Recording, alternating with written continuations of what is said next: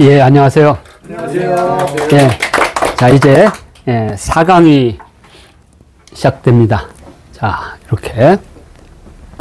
자, 여기 경도 잡지고요. 오늘은 건복 제1구만 느슨하게 할 겁니다. 자, 이제 여성들 딱 한 줄평 없습니다. 여항, 부녀, 녹규의, 제가상, 벼룡, 일의, 멱수 이렇게 씁니다. 예, 멱자는 무지 어려운 글자입니다. 예, 그래서 요게 막이라는 게 요게 이제 막자잖아요. 요게 막자. 이 막자 위에 우리가 음막하고 뭐 덮을 때 이렇게 막자인데 거기에다 덮을 목자를 쓴 겁니다. 망 이렇게. 그래서 그래서 유명한 멱수라는 게 있습니다. 이따가 보시겠지만 여성들에게는 잔혹사입니다. 멱수라는 게. 현재 그 탈레반 있었던 아프가니스탄에서 모든 여성들 전부 다 쓰라고 하죠. 그렇게 생각하시면 됩니다. 멱수 그냥 외워두세요. 한자는 몰라도 멱수는 여성들에게 항상 잔혹한 행위를 한 거죠. 자유롭게 활동하지 못하겠던. 오늘은 아마 그게 마지막일 것 같습니다. 자, 여기 여자는 이제 마을여라고 합니다. 마을염 하면 여염하면 주로 이제 마을 안에 있는 여성들의 공간, 여염집 할 때 여염입니다. 그래서 그리고 이 규자는 여자 우돛을 말합니다. 규 여자 우돛 규. 그리고 멱자는 덮을멱입니다. 이렇게 해놓고 위에 망자를 붙인 겁니다. 망자. 그물망이니까 덮다. 요게 이렇게 해서면 눈목자인데 눈목자 아니고 우리 설문에서 많이 배웠죠? 덮을 망자 중에 하나다. 이렇게 보시면 됩니다. 자, 그러면 하나씩 하나 보겠습니다. 오늘은. 자, 먼저 이제 여항이라고 되어 있습니다. 여항. 요 항자는 골목이라는 뜻입니다. 골목. 조선시대 때 수도의 행정명이 바로 요 항이 마지막 항입니다. 그러니까 우리가 통할 때, 통반할 때 그 밑에가 통입니다. 통. 그 다음에 항이 있습니다. 항. 그 위에가 부가 있고요. 예. 그러니까 조선 행정구역이 오부, 그 다음에 방이 있습니다. 예. 동네, 방네 할 때. 그러니까 부 밑에, 서울이 오부로 되어 있으니까 오부, 그 다음에 오부 밑에 이제 방이 있고 54방, 53방 정도 되어 있을 겁니다. 동네, 방네, 방. 그 밑에 항이 있고, 통이 있고 항이 있습니다. 그리고 동은 행정명이 아니라고 그랬죠? 동은 마을 이름이라고. 자, 그래서 아무튼 여하면 이렇게 골목입니다. 각 하나. 우리말하면 번지입니다. 요새 번지가 다 골목 형태로 되어 있거든요. 을지로 일가 뭐 이렇게 쫙쫙쫙 번호가. 요새 그 우체국이 예전 지번이 아니라 새로 거리명으로 새로 싹 바꾼 게 조선시대 때도 그렇게 되어 있는데 하도 오래되다 보니까 이제 막 삐뚤삐뚤하고 조선 초기는 반듯반듯했습니다. 근데 이제 막 불도 나고 또 부자들이 막 길을 넓히 가다 보니까 이제 그때부터 이렇게 가던 길이 딱 막히잖아요. 그러면 골목길 이렇게 만들어야 돼. 또 여기 큰 집이 들어오면 이렇게 막고. 그래서 골목이 오래된 거예요. 처음에 한양이 만들 때는 계획 도시였어요. 정확하게. 그래서 그다음부터 이제 반란이 일어나고 정변이 일어나면 서울 여기 우리가 말하는 상부, 그러니까 뭐라 그러죠? 그것을 중촌, 상촌 할 때 그 상촌 지역은 주로 이제 왕중에 이런 사람이 갔다가 북촌에 이런 데를 주는 거예요. 자꾸만 이렇게. 그러면 이제 언덕 같은 것을 깎아서 이제 길을 낼 때 이게 반드시 가야 되는데 큰 집이 몇 개를 막으면 반드시 못 가는 거예요. 그러면 이렇게 갈라서 이렇게. 그래서 골목이 이렇게 생긴 겁니다. 항이. 그래서 이 북촌의 대표적인 항, 이렇게 반듯반듯한 거 항입니다. 항. 여항이라고 했죠. 여항 또는 여염. 그래서 서울 북촌의 대표적인 여염집이 이렇게 생겼습니다. 안방이라고 불렀습니다. 안방. 이렇게 이런 형태로. 그래서 집에 들어가면 안방이 있고 그 안방으로 들어가는 바로 쪽에는 사랑채가 있었습니다. 사랑채. 그래서 사랑채는 바깥 양반의 거주죠. 손님이 오면 안방으로 들어오면 안 되니까.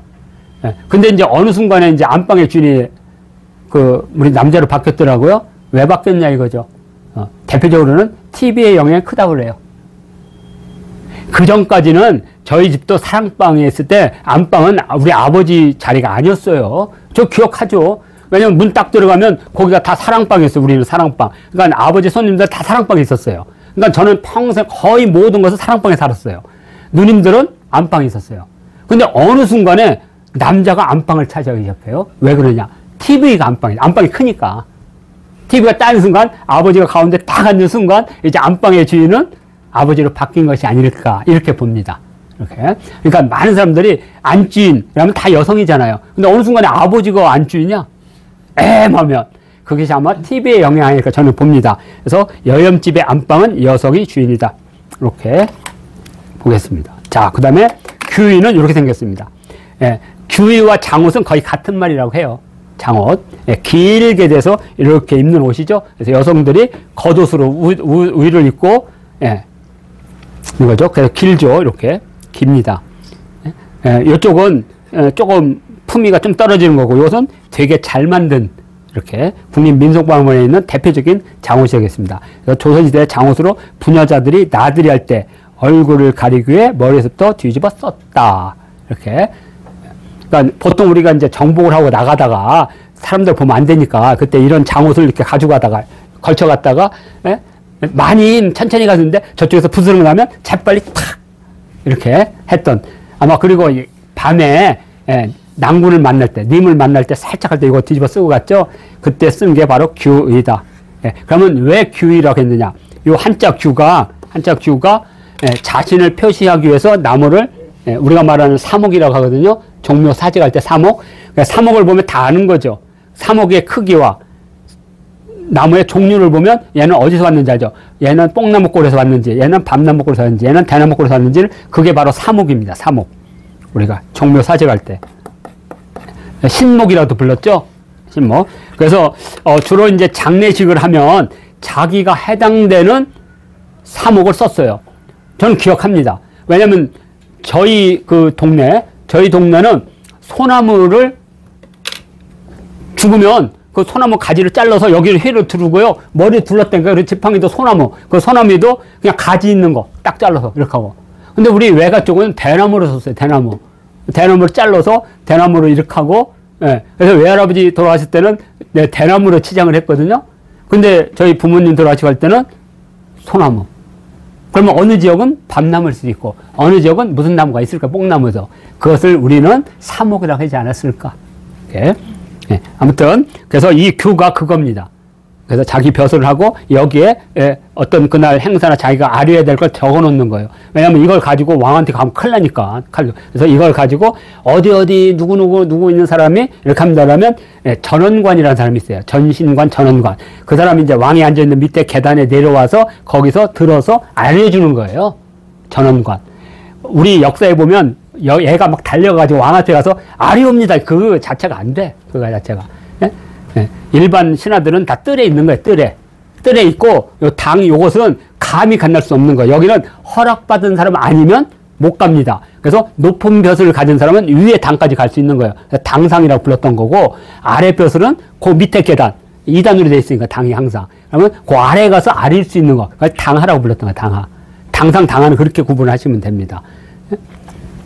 일반 백성들은 감히 거기, 예, 딱 가는 순간 두 다리 잘리고 목 잘리고 팔 다리 잘리는 거지 뭐. 근데 또 이런 말이 있더라고요. 그러면 왕이 가는 이렇게 어도가 딱 있는데, 어로가 있는데, 어도는 틀린 말이고 어로가 있는데 여기를 건너면 죽는다고 하더라고요. 그러면 근정전부터 저기 광화문까지 어로가 있는데 넘어갈 수가 없잖아요. 이것은 평상시는 그냥 돌이야. 내 임금님이 딱 조회를 하기 위해서 딱 나와서 딱 들어간 순간부터 여기는 신성한 공간이 되는 거예요. 신성한 공간. 이때는 넘어가면 안 되는 거예요. 그리고 임금이 딱 나가면 여기는 신성한 공간이 아니야. 이제 그냥 궁녀들 근데 밟지는 않지. 그래도 건너뛰어도 되지만 이때는 그냥 돌이야, 돌. 근데 많은 사람들이 그 어디에 얽매 있는 것 같아. 여기는 뭐 건너면 안 된다고. 막 밟아도 됩니다. 네? 그냥 돌이야, 돌. 근데 임금님이 딱 오는 순간 여기는 어로가 되는 거죠. 어로. 가장 신성한 공간. 이런 식으로, 예, 역사를 해석하고 이해하시면 될 것 같습니다. 규의는 요거다. 그러면 어떻게 됐느냐? 바로 요겁니다. 이건 이제 김영태라는 그 화백께서 우리 한국화를 많이 그리셨어요. 막 세시풍속이나 뭐 이런 것들 그 가운데 여성들이 예, 규율을 어리다 하고 나들이 하는 모습 이거죠. 자, 하여튼 이걸 보면 정확하게 그런데 또 이제 다른 쪽에는 이제 다른 규의가 있습니다. 이거 이제 근대 현대지 현대 지금 보는 거고. 예.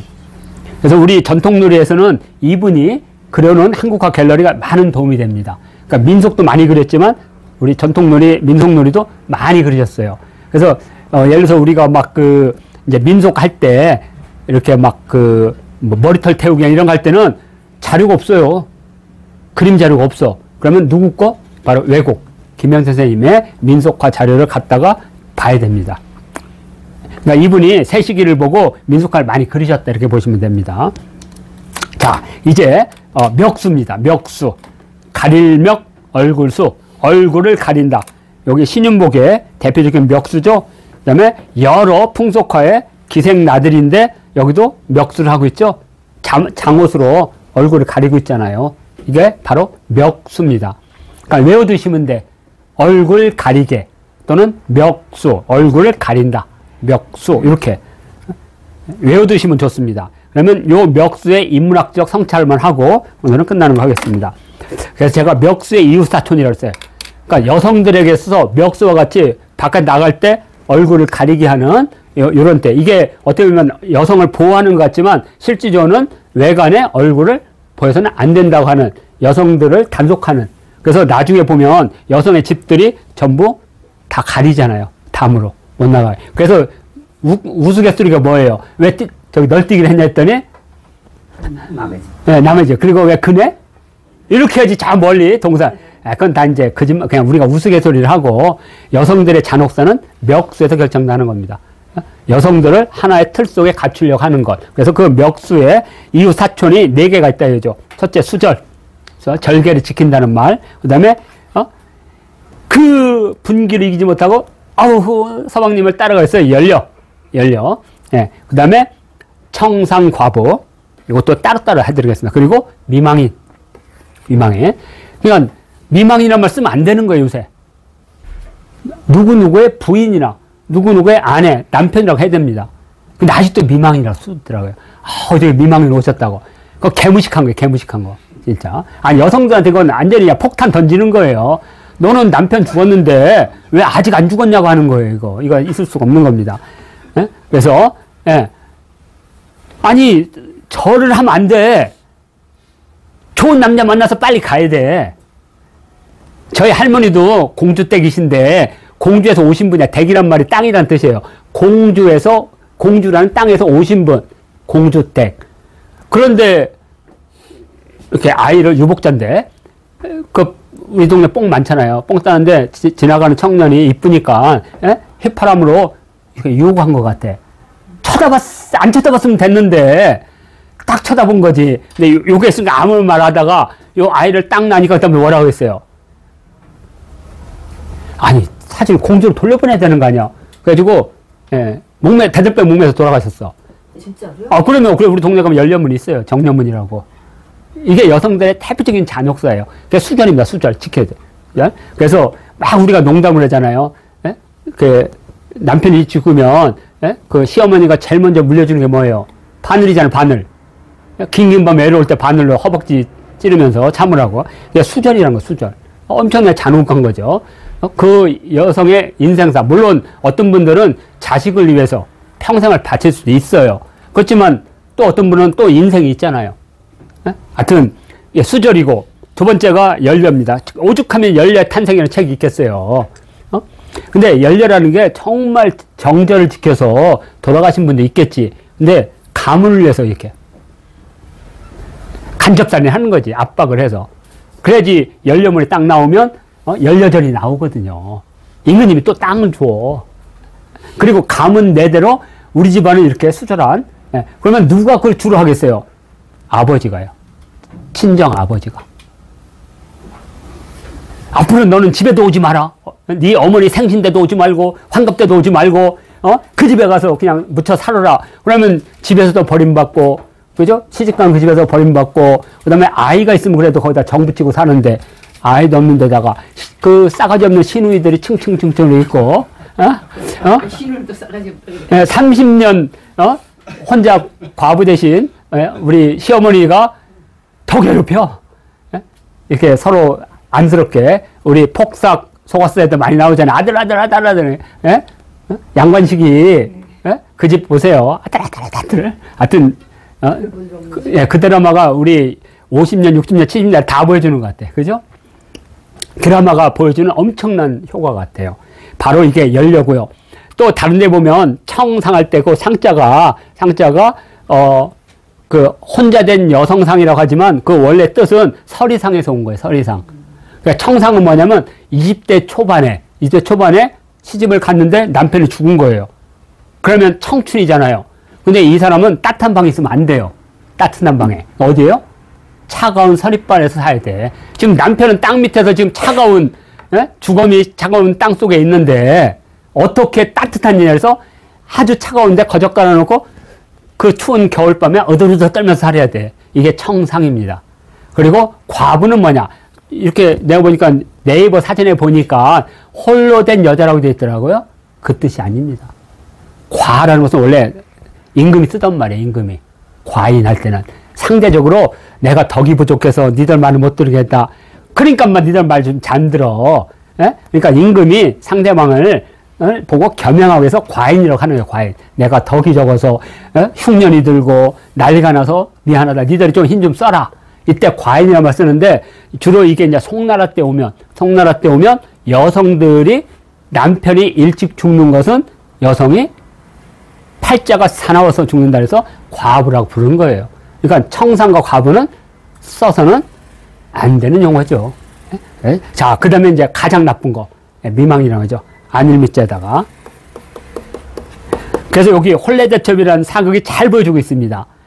이 시어머니나 이 사람들이 이 여성을 막 빨리 수절하면서 빨리 죽으라 하잖아요. 근데 이제 이분이 이제 밖에 나가서 매파가 되는 거잖아요. 나중에 이제, 그 총각하고 아주 사랑해서 해피엔딩으로 끝나는데 요 여성이 바로 청상이에요. 시집가서 얼마 되지 않아서, 아니야, 시집간 게 아니지. 남편이 어디 갔는지 일단 갔는데 없어. 시집 갔는데 그날 없어. 하여튼 그 드라마를 되게 재밌게 만들었던 하나 같습니다. 그래서 멱수와 같은 것들 이런 개념들이다. 그래서 이런 것들은 써서 안 된다. 써서 안 돼. 우리가 이제 남녀 평등이나 또는 근대 시민으로서 가져야 될 것들은 왜냐면 봉건사에서 이게 당연한 거잖아요. 그냥 막 썼잖아요. 그렇지만 지금은 써서는 안 된다는 거죠. 적어도 한 번 생각하면. 그리고 지금도 이제 제가 가끔 이렇게 골프 이런 거 하는 거 보면 그 탤런트가 그냥 자연스럽게 나 요번에 홀인원을 했는데 머리 얹혔다고. 머리 얹혔다는 말이 뭐예요? 13살, 15살 애들이 기생수업을 받아요. 기생수업을 받아.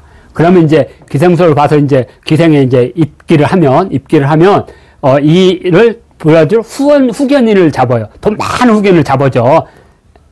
어머니가, 김오라고 하는 어머니가. 그때 그 후견인이 처음 신혼을 초례를 치르는 것을 머리 얹힌다고 하는 거예요. 그래야지 이제 그때부터 여성들이 나는 이제, 처녀가 아니고 이제, 기둥이 있다는 거, 기둥서방이 돼서 그때 머리를 얹어주는 거예요.